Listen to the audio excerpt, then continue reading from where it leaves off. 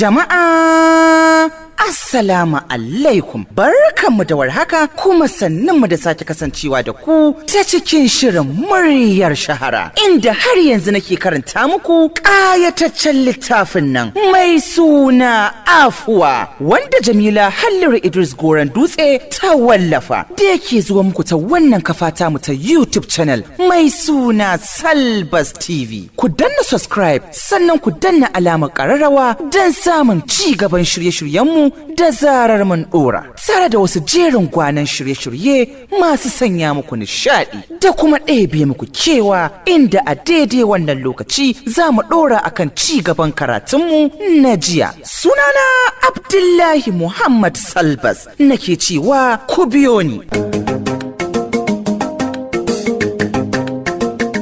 Barkanmu da dawowa. Ta jima sosai a wajen kafin daga bisani ta samu a bar ta shiga, duk da ɗimbin kamar da suke yi da matar gidan, amma ba su duba hakan ba. Wage take yi da rabanta da gidan tun tsayin shekaru 2 da suka shuɗe. Gidan ya ƙara girma sosai, sannan ya tsari ƙarshe. Duk jikinta a sanye ta shiga, tare da fargaba don tsoro kada a yi rashin sa'a ko antin ta fita. Ke lafiya?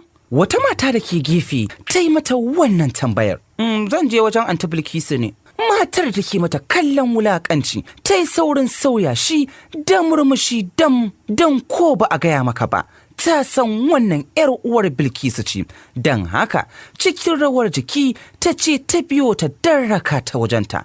Ta sha mamakin irin yadda ta ga irin ni'imar da 'yar uwarta take ciki, don kasa ɓoye ƙauyancinta ta yi, ta saki baki ta dinga kalle-kalle.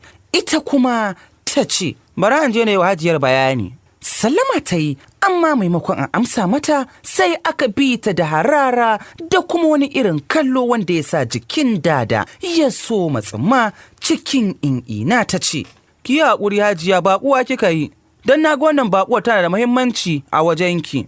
Nan Bilkisu ta kalli Sima da ke zaune a kusa da ita, sannan ta kalli Dada da cewa, da wani irin mota aka kawo ta a ciki, kuma wace irin sutura ce a jikinta? Dada kuwa cewa ta, Hajiya, daga ganinta ba a wulaƙance ta zo ba, kuma kayan jikinta su ma babu laifi, duk da dai ban san irinsu ba. Sai ta hurar da numfashi ta kuma ce, shikenan Dada, ina jin Sadiya ce, da haka shigo da ita. Nan da ta yi saurin fita, jikinta ko ina yana karkarwa. Sima ta saki tsaki ta ce, ni wallahi kin bani haushi, ya za ki saki fuska har masu aiki su dinga shigo miki har uwar ɗaki. Gaskiya to ki sake tsari. Kafin Bilkisu ta yi magana, Zainab ta shigo, babu nuna alamar damuwa ko murna, sai ma ta bi ta da kallo irin tana tunanin ina ta santa. Ina wani? Zainab ta katse ta da faɗin haka. Lafiya. Ita ma ta amsa mata a wulaƙance. Zainab ta ɗanyi shiru kafin ta ce, dama in na ce, ke! Bilkisu ta faɗa da ƙarfi, tare da miƙewa tana safa da marwa, a ranta tana ji kamar ta ɗauki wuƙa ta soke Zainab ta huta gaba ɗaya. Wai mai isa iyayenta ba su da zuciya? Dan da suna da zuciya, da sun manta da ita a rayuwa, amma sun ƙi. Subhanallahi mai sauraro, kun ji fa wannan ɗanyen aiki. Wai a ce iyayenmu, masoyanmu, kuma jagororinmu ake faɗawa irin wannan baƙaƙen kalma. Tir da me irin wannan halin, domin taɓewa ce za ta biyo baya. Allah, ka shirye mu, shirya ta addinin Islam, Allahumma amin. Me ya kawo ki? Ki faɗa mana da Allah kawai ki kama hanya. Haka dai Zainab ta ji duk idan ta ya ciko da hawaye, ta ce, dama in na ce ba ta da lafiya, sai na ji an ce kina da taimako a matsayinki na makociyarmu, na zo ki taimaka mana da kuɗin magani. Wata ajiyar numfashi ta yi a ranta. Allah, na gode maka da Zainab ta ce uwarmu ɗaya ubanmu ɗaya ba, da ya zan yi da kunyar Sima. Wannan maganar da take yi a cikin zuci take yi, don haka ta zuke jakar da ke gefenta ta zaro 500 ta miƙa wa Zainab. Zainab ta yi sokoko, tana jin mamakin abin da 'yar uwarta take yi mata. Kafin Bilki ta yi magana, aka turo ƙofar aka shigo ba tare da an yi sallama ba. Manya-manya, abin da Bilki ta faɗa kenan, tana dariya, baƙuwar kwatacce. In ji ƙanana ko? sai suka tafa tare da cewa wacce suka zo tare ta zauna akan kujera. Nan dai Sima ta daki bayanta ta kuma ce, kai talaka baya ganin ku. Daga haka Nina ta riƙe baki ta ce, ha ba Sima, ya za yi sakaci har talaka ya gan mu, ai sai mai naira irin mu. Nan Bilkisu ta kalli bakuwar da suka zo tare da Nina ta ce, kada da ki ce wannan ce bakuwar, da kika ce kanwar ki ce za a yi mata birthday. Nan Nina ta kalle ta ce, ita ce muka zo, don ke ma ki bada taki gudunmawar.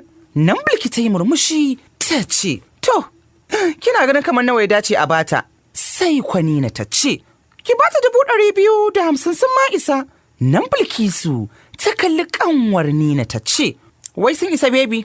Baby ko ta zumburo baki ta ce, dama 300 kika bani anti da yafi, don ita anti Nina don kawai ta bani 700 gani take yi burge ni ta yi, kuma na ce ta ƙara min taki, don Allah ku sanya baki sai ta ɗan ƙara min koyaya ne. Ita dai Zainab ta yi sakato tana jin wannan abun bakin ciki, ta miƙe ta yi hanyar fita. Au, zuciya kika yi baki a son kuɗin? Ba na so ki riƙe, wataƙila kafin na je gidan na samu labarin kin zama ƙaruna akan dukiya. Kin ga idan kika zama haka sai ki so mu zayyana abu uku. Na farko za ki dinga tunanin dukiyarki za ta siya miki rai, ma'ana ke ba za ki mutu ba saboda kuɗi, ba za kuma ki tsufa ba saboda kuɗi, ba za kuma ki talauci ba har abada idan kika yi kuɗi. Haka za ki fa sakewa a duniya, amma kina nan kina haukanki, za ki faɗi jikinki ya sandare, kuma ƙarshenki ya zama rabon tsutsa. Ai kin ga baki burge ba. Wannan magana mai sauraro ta ɓata wa Bilkisu zuciya, don haka ta ƙarasa wajen Zainab a fusace ta ɗaga hannu da niyyar za ta mare ta, amma ta yi saurin riƙe hannun ta yarfar da shi ya ɓar. Wallahi Bilkisu, kina mari na zan rama, don ke baki da girma sai na jikinki.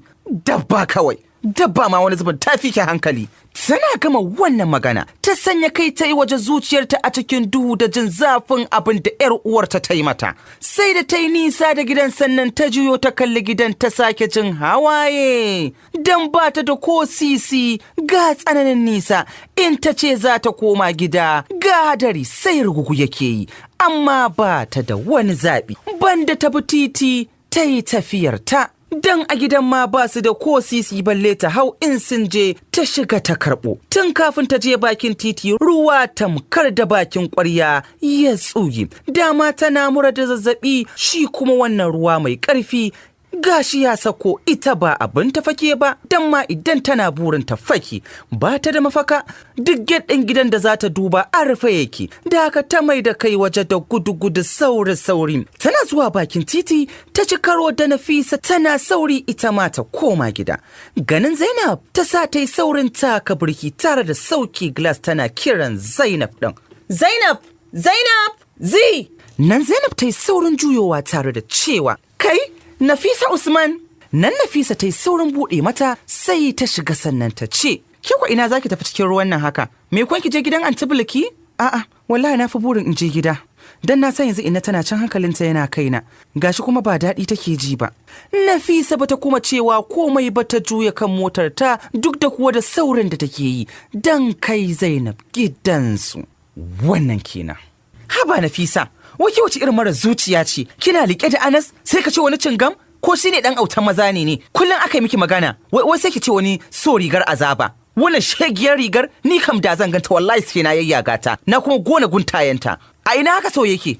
Nafisa ko share hawayenta ta kalli Rahama ta kuma ce, ki haƙuri Rahama, wallahi ni da kaina na tsani kaina, sai dai ba zan taɓa iya cire wannan rigar ta so ba, na yadda ta shiga raina da gangar jikina. Shi yasa kullum nake addu'a don watakila wata rana abin zai zama labari, duk da zuciyata bai ta yadda da zuwan wannan rana ba. Daga haka Rahama ta sauke numfashi ta kuma ce, ni wallahi wannan abin da kika ɗauka ji nake kamar wani sabon salo. Banda haka kana so ana kyamar ka? Ya kamata ki san sunlight ya fita, duk wani duhu ya yaye. Don wallahi ba ki yi wa kanki adalci ba. Wannan gaskiya nake faɗa miki Nafi. Sai ta yi saurin kallon Rahama ta ce, Rahama bana so ki zama supervisor a kaina, ki ma na san zaki ji haushin abin da zaki bincika, duk da na san zan zamo suspect, amma kuma a wata rana zaki waye ni. Duk da wannan abin secret ne, sirri ne a gare ni, amma ina so ki dinga sassauta min ko dan ji karfi a cikin zuciyata. Sai Rahama ta girgiza kai ta ce, ki haƙuri Nafi, insha Allahu daga yau zan dinga taya ki da addu'a neman zaɓin Ubangiji, ba zan kuma mai da ke a bar zargi ba. Daga haka na fita ɗora kanta akan kafaɗin Rahama, tana ƙoƙarin mai da hawayen da ke bin kuncinta duk da sun ƙi yarda da umarninta, don kuwa wasu sai korar wasu suke yi, ita kuwa Rahama kasa lallashinta ta yi, da haka ta yi mai isarta don ta dace ta yi ɗin ko ta samu sassauci a zuciyarta. Ko da yake kukansu Rahama ne, in ji Mrs. Ɗanfajo. Wannan kenan. Baka jin komai a cikin falon sai sautin ƙarar takun takalminta. Cikin isa ta ƙaraso ko kaɗan bata damu da mutanen da ke falon ba, ta ƙarasa gaban Anas ta tsaya tana wani rausaya da rangaji, sai ka ce wacce take a filin gasar sarauniyar kyau ta duniya. Honey, don Allah so nake ka kai ni Al-Ikhlas, ina so na yi siyayyar mayuka don nawa wallahi kaga sun ƙare. Daga ka yi saurin miƙewa, jikinsa har rawa yake yi don yadda ta yi ƙarshen kyau, sai ka yi zaton yau ya so maganinta. Kayanas, mahaifiyarsa ta yi kiransa cikin tsawa, ya yi saurin komawa ya zauna ya ce, Na'am, Hajiya. Momi kuwa ta miƙe tare da yin taku daga inda take zuwa gaban Bilkisu, sannan ta tsaya, ta yi mata wani kallo kafin ta ce, Bilkisu ku ta ɗago tare da mata wani kallo ta ce, Na'am, Safara'u. Da sauri Nafisa da ke gefe tare da Rahama suka kalle ta har ma da shi kansa Anas ɗin. Ta yi musu wani irin kallo ta ce, A'a, ko ba da haka aka yanka mata rago ba, na ga duk kun yi min wani irin kallo. Kallon da wanda mutum yi wani abu ake masa da kallon mamaki, ya aka yi? Sai Anas ya ɗan yi jim, ya ce, Bilkisu, Hajiya ce fa. Kun ji fa wani sakaran miji mai sauraro. Nan ta masa wani irin kallo ta ce, hajiyarka ce, ko ka sai na ce momi, to naki, da haka in zaka kai ni ka kai ni, in kuwa za mu zauna, kai ma ana yin gulmar tawa da kai ne to, ga fili ga mai doki. Tunda kai ma kana son ka zama shashasha irin su. Ramaranta ya ɓaci, don haka tana tashi ta wura hannunta da niyyar ta yi wa Bilkisu wani wawan mari, amma ta ji an riƙe mata hannu ta baya kafin ta juya don ganin wanda ya riƙe mata hannun, ta ji mari ta kowane kunci, duk hannayenta biyu ta sa ta rufe kuncinta tare da saurin ɗagowa. Bilkisu ce da Anas kowa ya mare ta, don haka ta ji wani kunci a cikin ranta, ta duba Anas ta ce, Yaya ni kamara saboda matarka? Ba ka ganin irin abubuwan da take wa momi? Ba ka gani? Dala yi mashiru, shashashar banza shashashar hofi. Dan ta yi momi magana sai a ce ta yi miki laifi? To wallahi daga yau ba na son in sace ganin kafarki a cikin wannan gidan.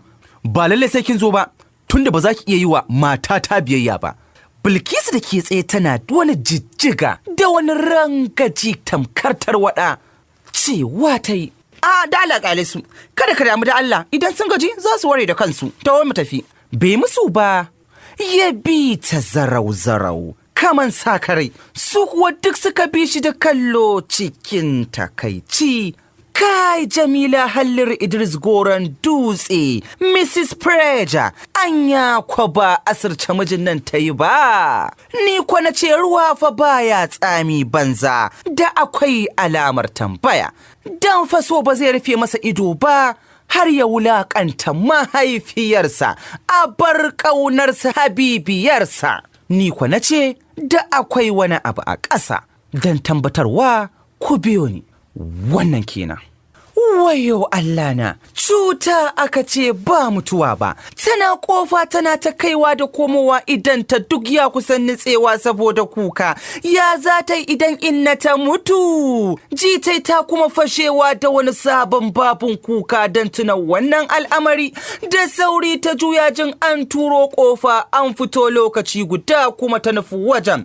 Sannisa, yaya inna tawa? Sai likita ya ɗanyi jim kafin ya ce, ina mahaifinki yake?